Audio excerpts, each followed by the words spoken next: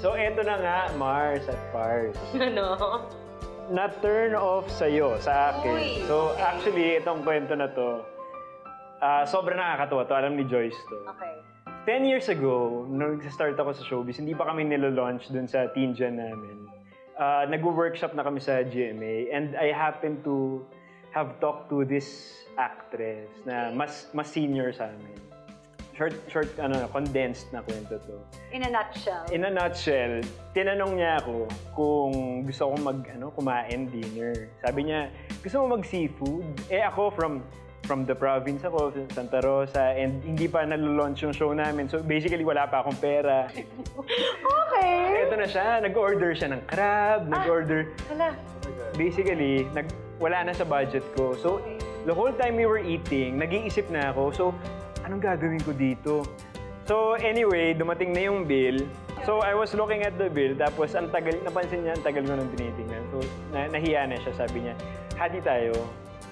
Tapos yun, sige, tapos nilabas ko yung 600 ko. Tapos naglabas yata siya ng credit card. Kaya yan, ayan o, na-turn off sa'yo. Pero gusto ko malaman, nagkaroon ka ba ng pagkakataong ipaliwanag yung sarili mo? Hindi na, parang unspoken na. Kahit Okay. ewan ko nga kung, syempre, hindi ko alam kung naisip niya ba nung time na yun or what.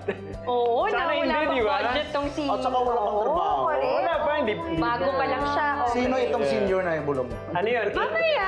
18 years old na ako. Yan yung i-masyado natin. I Ayan, tapos...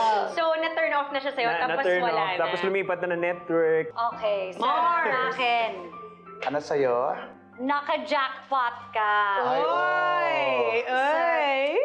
Eto na nga mga Pars. Ano at ba yan, Mars? Mars, alam mo na tong kwento na to. Okay. Okay, basta, let's just say na nagkamali ako. Saan? In my relationship with Drew. Okay. Meron akong sablay na nagawa.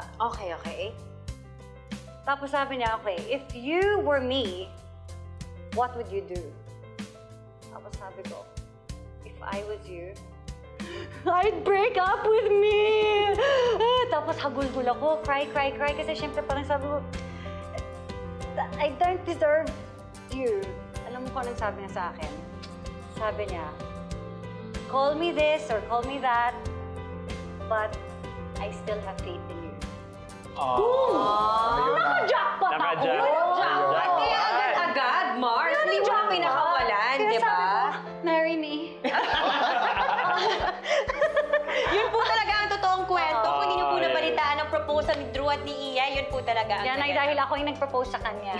At nagpabuntis na lang ako sa kanya 3 beses. Pero yun, Mars, that's really when I felt now, wow, okay, this is unconditional love. Yes. Because he still knew where my heart was. He still knew me. Yes. Despite the mistakes that Right. I had made. And not just once, but thrice. I'm still willing to love you. Yeah. Di ba?